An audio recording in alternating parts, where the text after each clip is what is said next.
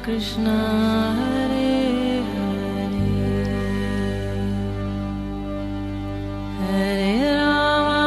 हरे राम राम राम हरे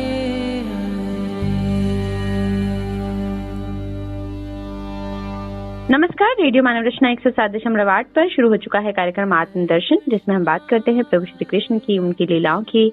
और श्रोताओं, आप सभी जानते हैं कि आजकल चल रहा है भागवत पत्रिका में गुरुदेव हरि कथा की बहुत सारे भागों का विवरण, बहुत सारी कथाएं, प्रसंग हम जान रहे हैं इस कार्यक्रम में। और हमेशा की तरह अपना ज्ञान हमारे साथ बांटने के लिए स्टूडियो में मौजूद हैं रागलेखा दासी जी, चरण आशीष युगाचार्य श्रीमद भक्ति वेदांत नारायण गोस्वामी जी की शिष्या। रागलेखा दासी जी, आपका स्वागत है हमारे स्टूडियो में। हरे कृष्ण। रागलेखा दासी जी, गुरुदेव हरि कथा के बारे में हम जान रहे हैं। इसका 8वां भाग चल रहा था। पिछले एपिसोड में आप श्री कृष्ण जन्मोत्सव के बारे में बता रही थी, जहाँ पर वर्णन चल रहा था कि जब कंस को पता चलता है कि देवकी का 8वां पुत्र उसका काल है, और उसके बाद जो है उसको भविष्यवाणी होने पर यकीन हो जाता है कहीं ना कहीं कि हाँ ऐसा हो सकता है। ये सारी कथा, ये सारी बात आप हमें बता रही थी। तो आज इसी कथा को जारी करते हुए आप आगे हमारे श्रोताओं को ये सुनाएं। तो नारद जी कंस के दरबार में आते हैं और कंस को झिड़कते हुए कहते हैं कि तुम मेरे पुत्र कंस, तुम देखो एक मूर्ख व्यक्ति हो, और देवकी के 8वें पुत्र की प्रतीक्षा में उसके 7 पुत्र बड़े हो जाएंगे और वे सब मिलकर तुम्हें मारने के लिए 8वें पुत्र की सहायता करेंगे। कृष्ण भी बड़े चतुर राजनीतिज्ञ हैं। यदि विपरीत रूप से गणना प्रारंभ की जाए तो कोई भी संतान 8वीं हो सकती है। 8वें पुत्र से गिनना प्रारंभ करें तो 7वां पुत्र 8वां हो जाएगा, 7वें से गिने तो 6ठा पुत्र 8वां हो जाएगा। तुम किस संतान को 8वां मानोगे? तुम्हें तो सभी पुत्रों का वध कर देना चाहिए। तो नारद जी चाहते हैं कि कंस के जो पापों का घड़ा भर जाए और वो बहुत सारे पाप कर दे जिससे भगवान का प्राकट्य हो जाए। तो इसलिए वो ऐसी उल्टी मंत्रणा करके उसको ऐसी सलाह दे रहे हैं। तो उन्होंने कंस से ये भी कहा कि मैं देवताओं की सभा से होकर आ रहा हूँ और वे सब मिलकर तुम्हारे विरुद्ध षड्यंत्र कर रहे हैं। सभी यदुवंशी वास्तव में देवता हैं और उनकी स्त्रियां जो हैं यादव की पत्नियां, ये सभी तुम्हारा वध करने में कृष्ण की सहायता करेंगे। इतना कहकर नारद जी ने प्रस्थान किया। ये सब सुनकर कंस अत्यंत क्रोधित हो उठा। उसे नारद जी के वचनों पर विश्वास था, पर उन्हें क्योंकि वे उन्हें गुरु मानता था, नारद जी भी कंस के स्वभाव से परिचित थे। कंस ने उसी समय देवकी के प्रथम पुत्र को मंगवाया और उसे एक पत्थर पर पटक कर मार दिया। इसी प्रकार उसने देवकी के 5 अन्य नवजात शिशुओं की भी हत्या कर दी। अब प्रश्न ये उठता है, नारद जी ने कंस को क्यों उकसाया? वस्तुतः नारद जी 8वें पुत्र की स्वाभाविक रूप से आने की प्रतीक्षा न कर सके, इसलिए उन्होंने इसमें तो बहुत समय लग जाएगा, इसलिए में तो कंस संसार में उपद्रव मचाकर विनाश कर डालेगा। कंस का वध शीघ्र होना चाहिए। यदि देवकी के पुत्र जन्म लेते ही कंस द्वारा मार दिए जाएंगे तो 8वें पुत्र के रूप में कृष्ण का आगमन शीघ्र होगा और शीघ्र ही कंस का वध होगा। यही विचार कर नारद जी ने कंस को शिशु हत्या के लिए उत्तेजित कर दिया। देवकी के 6 पुत्रों को मारे जाने के पश्चात वह पुनः गर्भवती हुई। कृष्ण देवकी के 8वें पुत्र के रूप में जन्म ग्रहण करेंगे, इसलिए उनके अवतरण के पूर्व भगवान का धाम समस्त परिकरों के साथ प्रकट होगा। बलदेव प्रभु तो धाम तत्व स्वरूप हैं। माता देवकी के 7वें गर्भ के रूप में आए। साथ ही साथ वे वसुदेव महाराज की कन्या पत्नी रोहिणी देव के गर्भ से भी आए। रोहिणी देव के गर्भ में वे पूर्ण स्वरूप में थे और देवकी देवी के गर्भ में आंशिक रूप से। ऐसा होने पर वे पूर्ण क्यों हैं? क्योंकि वे विष्णु तत्व है। ओम पूर्णमदं पूर्णमिदं पूर्णात् पूर्णमुदच्यते पूर्णस्य पूर्णमादाय पूर्णमेव अवशिष्यते। वसुदेव महाराज ने विचार किया, यदि रोहिणी यहीं रहेंगी तो बालक का जन्म भी यहीं होगा, किंतु कंस इतना दुष्ट है कि वह उसकी संतान को भी मार डालेगा। क्योंकि वसुदेव महाराज की 18 पत्नियां थी, तो एक तो देवकी जी थी और एक बाकी और एक रोहिणी जी आती थी उनसे मिलने, और बाकी और भी आती थी। तो उन्होंने सोचा कि ये गर्भवती हैं, अगर इनका पुत्र होगा तो कंस मार डालेगा। अच्छा यही होगा कि रोहिणी को मैं गोकुल में भेज देता हूँ और वहाँ नंद यशोदा के साथ सुरक्षित रूप में रह सकेगी। तो उन्होंने रोहिणी देवी को गोकुल में भेज दिया, जहाँ वे अपने गर्भ को जन्म देने के पश्चात भी वहीं रही। इस मध्य कृष्ण ने योग माया को देवकी के 6 मास के गर्भ को रोहिणी के गर्भ में स्थानांतरित करने का आदेश दिया। इस प्रकार देवकी नंदन का रोहिणी नंदन के साथ विलय हो गया। तो योगमाया जी ने क्या किया, जो देवकी का 6 मास का गर्भ था उसको रोहिणी देवी के गर्भ में उसको स्थान परिवर्तन कर दिया और वो जो देवकी नंदन थे वो रोहिणी नंदन में मिल गए। बलदेव प्रभु का अंश पूर्ण बलदेव के साथ मिल गया और दोनों बलदेव रोहिणी देवी के गर्भ में एक हो गए। मथुरा में यही समझा गया कि देवकी का सप्तम गर्भ नष्ट हो गया। वे योगमाया देवी की लीला को समझ नहीं सके। इधर रोहिणी के गर्भ में बलदेव प्रभु दिन प्रतिदिन वृद्धि को प्राप्त होने लगे और वे वहाँ 14 मास तक रहे। फिर शुभ समय संपत्ति दशायुक्त श्रावण मास की श्रवणा नक्षत्र में पूर्णमासी के दिन नंद भवन में भगवान श्री कृष्ण के अभिन्न स्वरूप उनके प्रथम विस्तार अखंड गुरु तत्व गौरवशाली श्री बलराम रोहिणी जी के गर्भ से प्रकट हुए। इधर मथुरा में भगवान अपने अंश मात्र से वसुदेव जी के मन में अपनी अंश कलाओं से ही प्रविष्ट हो गए। तो सबसे पहले वो वसुदेव जी के हृदय में मन में आए, फिर उसके बाद वो देवकी जी के घर पे आए। तो भगवान पहले उनके मन में आए। शुद्ध सत संपन्न देवकी ने वसुदेव जी को भगवान को वसुदेव जी के हृदय में अपने हृदय में धारण किया। तत्पश्चात भगवान देवकी के हृदय में जाकर गर्भ में विराजमान हुए और देवकी के अंग कांति से बंदी ग्रह जगमगाने लगा। बद्ध जीवों को अपने कर्म फल के अनुसार विभिन्न योनियों में माता पिता से जन्म ग्रहण करना होता है। उनका जन्म पिता द्वारा अपने शुक्र को माता के गर्भ में स्थापित करने के फलस्वरूप होता है, किंतु भगवान परम स्वतंत्र हैं। वे अपनी इच्छा से अपनी माता पिता का चयन करते हैं। उनका बद्ध जीवों जैसा शौक्र जन्म नहीं होता है, किंतु भगवान का शरीर चिन्मय है, अर्थात उनमें और उनके शरीर में कोई भी भेद नहीं है। देवकी के अंग कांति को देखकर कंस ने विचार किया, अब की बार मेरे प्राणों के सहारक विष्णु ने इसके गर्भ में अवश्य ही प्रवेश किया है और मुझे शीघ्र ही अपनी रक्षा का उपाय करना चाहिए, परंतु मैं इसका वध भी नहीं कर सकता हूँ क्योंकि ये स्त्री है, मेरी बहन है और गर्भवती है। इसका वध करने से मेरी कीर्ति यश आयु नष्ट हो जाएगी, इसलिए मुझे इसके संतान के जन्म लेने की तक प्रतीक्षा करनी होगी। कंस अपने हृदय में भगवान के प्रति दृढ़ बैर भाव रखकर सोते जागते खाते पीते उठते बैठते चलते फिरते सदैव श्री कृष्ण का चिंतन करने लगा। जहाँ पर उसकी दृष्टि पड़ती कहीं कोई आहत होती वहीं श्री कृष्ण की स्मृति हो जाती। इस प्रकार उसे समस्त जगत कृष्णमय दिखने लगा। भगवान श्री कृष्ण गीता का सर्वश्रेष्ठ उपदेश देते हुए कहते हैं, मन मना भव मधुभक्त्या मध्याजी माम नमस्कुरु। तो बोल रहे हैं कि अपने मन को पूर्ण रूप से मुझ में निवेश कर दो। साधक भक्त कठोर साधन करके अपने मन को सदैव भगवान के चिंतन में लगाने का प्रयास करता है, परंतु कोई विरले ऐसा कर पाने में समर्थ होते हैं। परंतु ये देखा जाता है कंस का मन तो सदा ही कृष्ण के चिंतन में लगा हुआ था। तो क्या कंस ऐसा साधक भक्तों से श्रेष्ठ है? इसके उत्तर में रूप गोस्वामी जी अपने ग्रंथ शक्ति के सामने सिंधु में भक्ति की परिभाषा देते हुए कहते हैं, अन्य अभिलाषिता शून्यम ज्ञान कर्मादि अनावृतम अनुकूल लेना कृष्णानुशीलनम भक्तिरोत्तमा। तो कृष्ण का अनुकूल भाव से किया गया चिंतन ही भक्ति कहलाता है। ये शुद्ध भक्ति है, उत्तम भक्ति है। कंस का भाव कृष्ण के प्रतिकूल है, वह शत्रु भाव से चिंतन कर रहा है, इसलिए इसे भक्ति नहीं कहा जाएगा। भगवान श्री कृष्ण देवकी जी के गर्भ में आ गए हैं। ऐसा जानकर शंकर ब्रह्मा अपने अनुचरों देवताओं नारद आदि ऋषियों के साथ कंस के कारागृह में आए। वे लोग सुमधुर वचनों से श्री हरि की प्रकार स्तुति करने लगे। सत्य व्रतम सत्य परम श्री सत्यम सत्यस्य योनिम निहितम च सत्य सत्यस्य सत्यमित सत्यमित्रम सत्यात्मकम त्वाम शरणम प्रपन्ना। प्रभु आप सत्य संकल्प हैं, सत्य ही आपकी प्राप्ति का श्रेष्ठ साधन है। पाखंडियों को आप उपलब्ध नहीं है। सृष्टि के पूर्व प्रलय के पश्चात संसार की स्थिति के समय भी आप ही विद्यमान रहते हैं, इसलिए आप परम सत्य हैं। आपकी सृष्टि के सक्रिय मूल तत्व तथा पृथ्वी जल व तेज वायु अग्नि आकाश ये सत्य कारण है और उन्हीं में अंतर्यामी रूप में विराजित रहते हैं। आप समदर्शी हैं और आपके आदेश सभी के लिए पालनीय हैं। आप सत्य स्वरूप हैं, इसलिए हम आपके शरणागत होते हैं। आपने जिस प्रकार मत्स्य हयग्रीव कच्छप नरसिंह वराह हंस राम परशुराम वामन आदि अवतार धारण करके हमारी और तीनों लोगों की रक्षा की है, इसी प्रकार आप एक बार भी पृथ्वी का भार हरण कर लीजिए। हे यदुनंदन, हम आपके चरणों की वंदना करते हैं।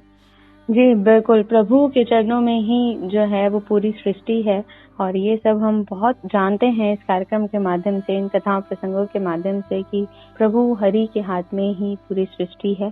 और इसी बात को समझने के लिए, इसी ज्ञान को प्राप्त करने के लिए कार्यक्रम आपके लिए लेकर आते हैं आत्मदर्शन। आगे और भी जानेंगे इस कथा को, श्री कृष्ण जन्मोत्सव के बारे में बात हो रही है, लेकिन अभी सुनते हैं एक प्यारा सा भजन, फिर लौट कर आते हैं। आप जुड़े रहिए रेडियो मनोरचना 107.8 FM के साथ। Feel good, feel live. Shri Radha Radha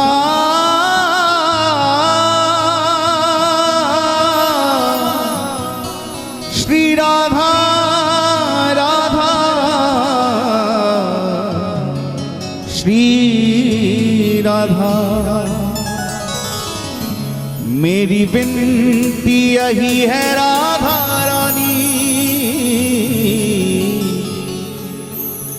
कृपा पुकारिए रखना हे राधा रानी, कृपा बरसाए रखना हे महारानी, कृपा बरसाए रखना हे राधा रानी, कृपा बरसाए रखना।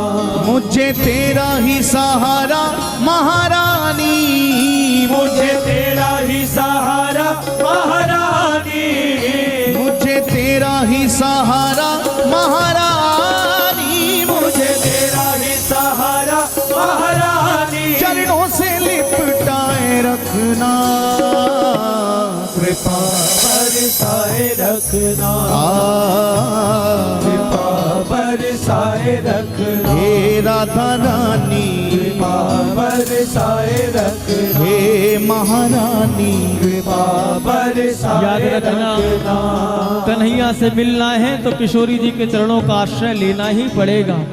कितना ही कृष्ण कृष्ण नाम की माला जपो, सरकार मिले ना मिले कोई गारंटी नहीं है, लेकिन जो राधा रानी के चरणों का आश्रय ले लेता है उसे एक न एक दिन कन्हैया का दर्शन जरूर होता है। याद रखना, बांके बिहारी के प्यार में जो बीमार होते हैं, बांके बिहारी के प्यार में जो बीमार होते हैं, उनके ही वृंदावन में उपचार होते हैं प्यारे, उनके ही वृंदावन में उपचार होते हैं।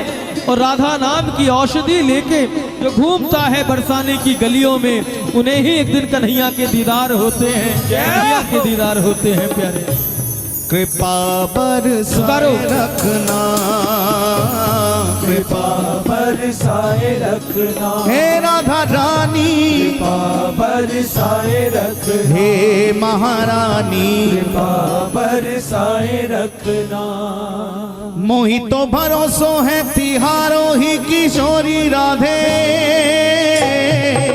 मोहि तो भरोसो है तिहारो ही किशोरी राधे, मोहि तो भरोसो है तिहारो ही किशोरी राधे, ओ मोहि तो भरोसो है तिहारो ही किशोरी राधे, मोहि तो भरोसो है तिहारो ही किशोरी राधे।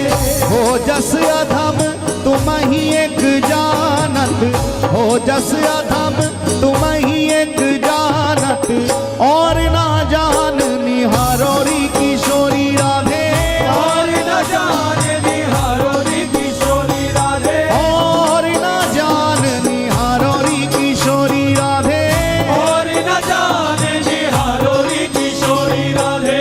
भक्ति मुक्ति कछु मांगत नाही, भक्ति मुक्ति कछु मांगत नाही, अपनो जान निहारोरी किशोरी राधे, अपनो जाने निहारोरी किशोरी राधे, अपनो जान निहारोरी किशोरी राधे, अपनो जाने निहारोरी किशोरी राधे।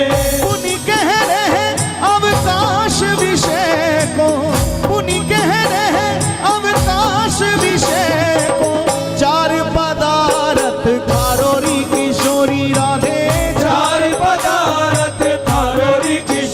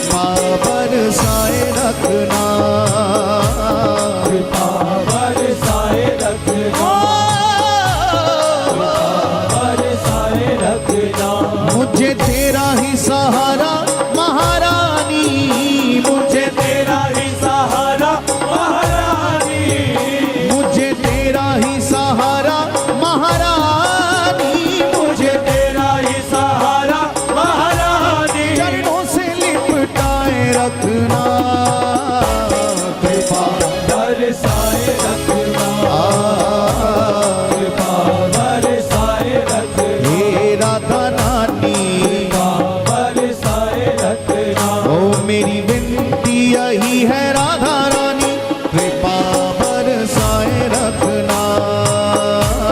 कृपा बरसाए रखना, दोनों हाथ उठा के पुकारे Shri Radha Radha Radha Radha Radha Radha Radha Radha Radha Radha Radha Radha Radha Radha Radha, Radha Radha Radha Radha Radha, Shri Radha Radha Radha Radha Radha Radha Radha Radha Radha Radha Radha Radha Radha Radha Radha, Radha Radha Radha Radha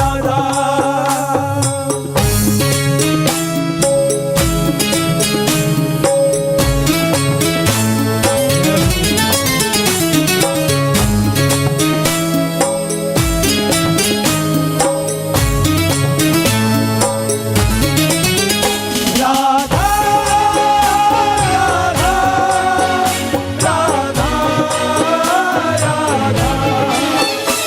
Radha Radha Radha Radha, Radha Radha Radha.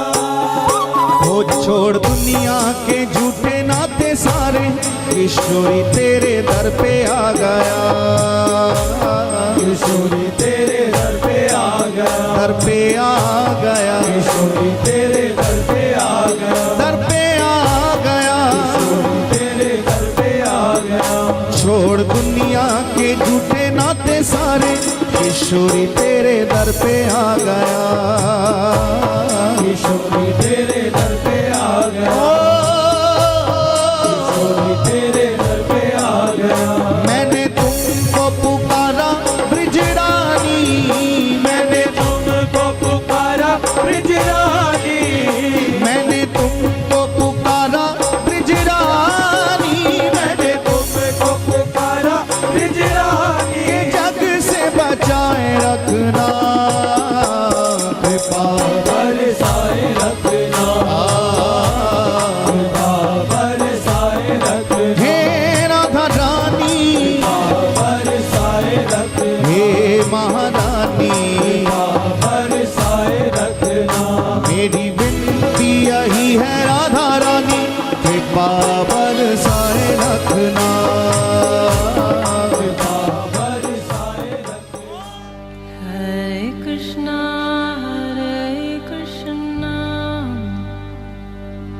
Krishna Krishna, Hare Hare, Hare Rama, Rama Rama, Hare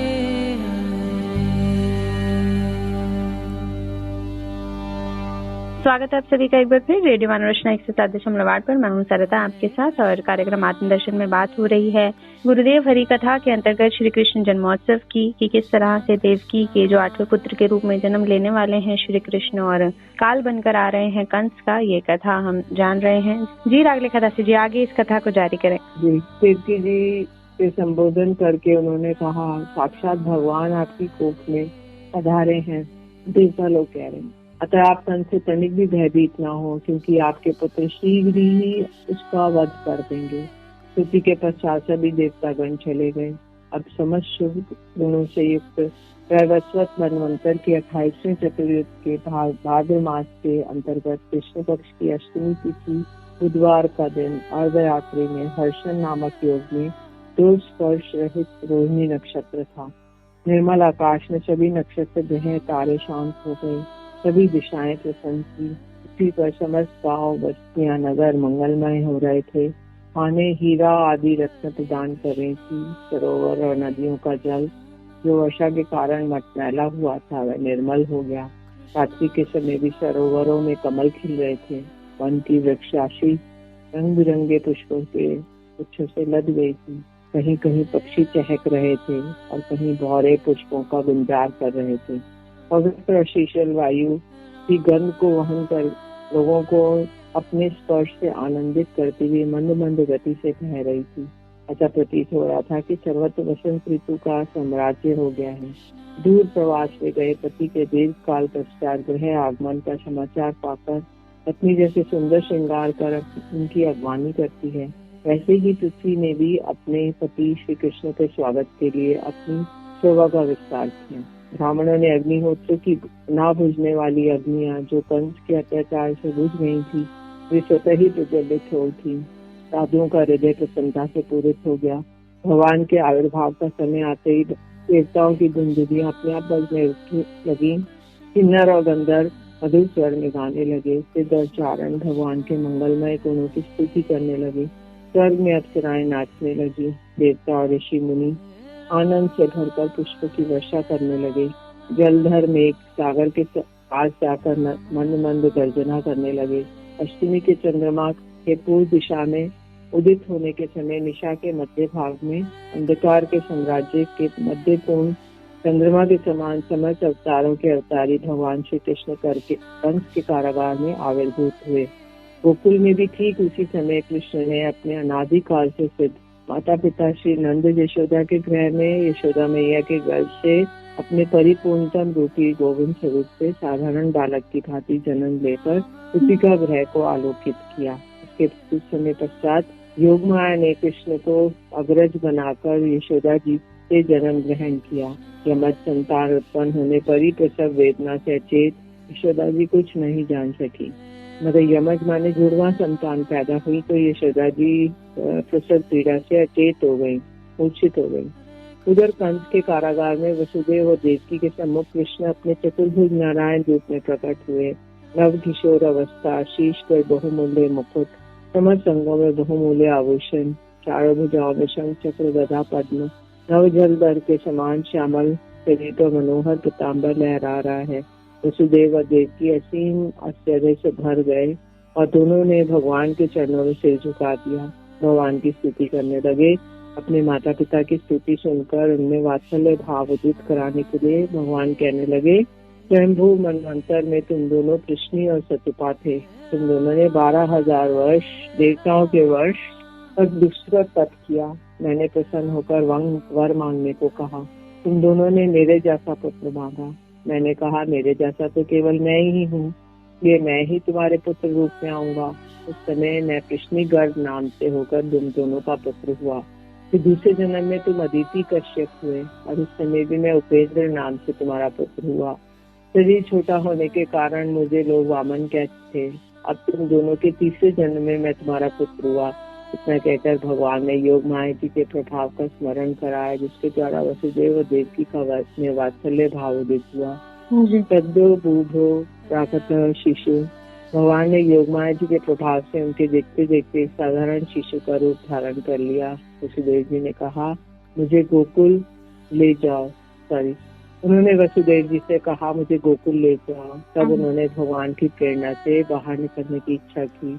यद्यपि वसुदेव जी ने कंस को वचन दिया था कि मैं अपने पुत्र को तुम्हें लाके सौंप दूंगा, किंतु कृष्ण की आज्ञा सुनकर उन्होंने अपने वचन भंग कर दिए। अब यहाँ प्रश्न हो सकता है कि धर्मात्मा वसुदेव जी ने धर्म का उल्लंघन क्यों किया।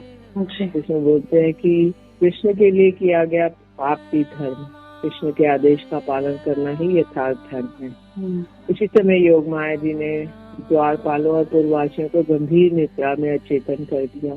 सुदृढ़ हथकड़ी बेड़ी कारागार के सभी ताले अपने आप खुल गए। वसुदेव जी ने कृष्ण को लेकर बाहर आए। वहाँ घनघोर वर्षा हो रही थी।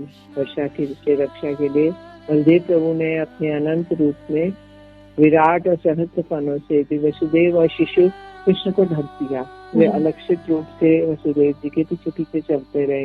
योग माया जी के प्रभाव से वसुदेव महाराज कुछ भी न जान सके। वे गोकुल जाने के लिए यमुना के किनारे पहुंचे। वर्षा के कारण जल स्तर बहुत बढ़ा हुआ था। उसका प्रवाह बहुत तेज था।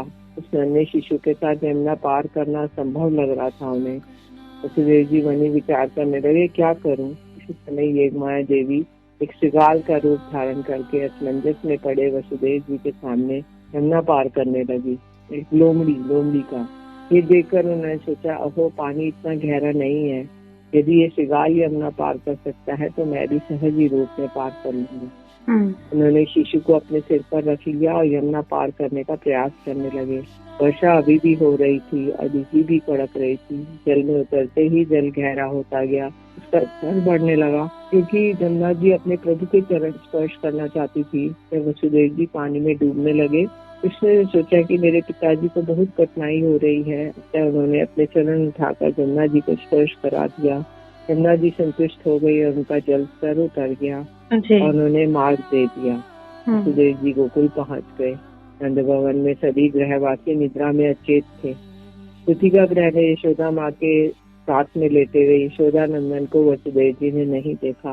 उन्होंने अपने पुत्र श्री कृष्ण को यशोदा के पास बैठा दिया और वसुदेव नंदन अत्यंत शीघ्रता से यशोदा नंदन में आत्मसात हो गए, मिल गए। वसुदेव जी ने नवजात कन्या को उठा लिया और मथुरा को लौटाया। वसुदेव जी जब मथुरा में कंस के बंदी गृह में कन्या को लेकर वापस पहुंचे, तब नगर व जेल के सभी दरवाजे अपने आप बंद हो गए और उनके हाथों और पाँव में हथकड़ी बेड़ी पूर्वक लग गई। नवजात शिशु को रोने की आवाज सुन के पहरेदारों की नींद टूटी। उन्होंने तुरंत जाके कंस को सूचना दी। 8वीं संतान का जन्म हो गया। कंस सो रहा था, किंतु झटपट बंदी गृह की ओर झपटा। देवकी ने रोते रोते कंस से उस कन्या को जीवित छोड़ देने की प्रार्थना की, क्योंकि वह जानती थी कि ये कन्या उनकी अपनी नहीं है। वे कहने लगी, मेरे भाई, ये पुत्र नहीं है, ये तो कन्या है। आकाशवाणी ने कहा था तुम्हारा 8वां पुत्र तुम्हें मारेगा, ये तो पुत्र नहीं है, इसे मत मारो। कंस ने वसुदेव और देवकी के इस प्रकार विनती की कोई परवाह नहीं की। उसने शिशु बालिका को देवकी की गोद से छीन लिया और उसे पत्थर पर पटक कर मार देना चाहा, परंतु उसी समय वह कन्या कंस के हाथों से निकलकर आकाश में उड़ गई और उसने अष्टभुजा देवी महामाया का रूप धारण कर लिया। उस देवी ने कंस से कहा, अरे मूर्ख, मुझे मारकर तुझे क्या मिलेगा? तुझे मारने वाला तो किसी अन्य स्थान पर जन्म ले चुका है। मैं कहकर वह अंतर्ध्यान हो गई। कंस ने देवी की बात पर विश्वास हो गया उसे, क्योंकि वह उसकी इष्ट देवी थी। वह अत्यंत आश्चर्य में भर गया और कहने लगा, हाय हाय, केवल मनुष्य ही मिथ्या वचन नहीं बोलते, देवता भी मिथ्या वचन बोलने लगे। प्रातःकाल होते ही कंस ने पूतना, अगासुर, बकासुर आदि सभी प्रिय देवताओं को मंत्रणा की। उनके शौर्य की प्रशंसा करते हुए कहा, आपके बल प्रताप से तो सभी थर थर कांपते हैं, इसलिए भय का कोई कारण नहीं है। फिर भी शत्रु की उपेक्षा करना उचित नहीं है, इसलिए हम सभी नगर, ग्राम, जनपदों में 10 दिन के या 10 दिन से कम आयु वाले सभी शिशुओं का वध कर देंगे। इस जघन्य कार्य के लिए पूतना नामक राक्षसी को नियुक्त किया गया। तो इस प्रकार कंस ने अपने सब असुरों को बुलाया और सभी और पूतना को भी बुलाया और सारे शिशुओं के जो 10 दिन के या 10 दिन से कम के सारे शिशु थे उनको हत्या करने का आदेश प्रदान किया। जी, योजना बनाई। बिल्कुल।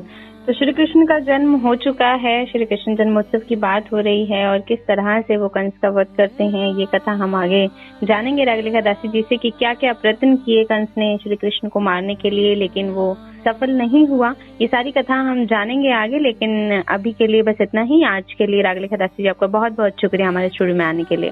हरे कृष्ण। तो श्रोताओं, अगले एपिसोड में और भी बहुत कुछ गुरुदेव हरि कथा के अंतर्गत श्री कृष्ण जन्मोत्सव का ये प्रसंग हम आपको फिर सुनाएंगे आगे, लेकिन आज के लिए हमें दीजिए इजाजत और सुनते रहिए रेडियो मनोरचना 107.8 पर आने वाले अन्य कार्यक्रमों को भी। Feel good, feel live.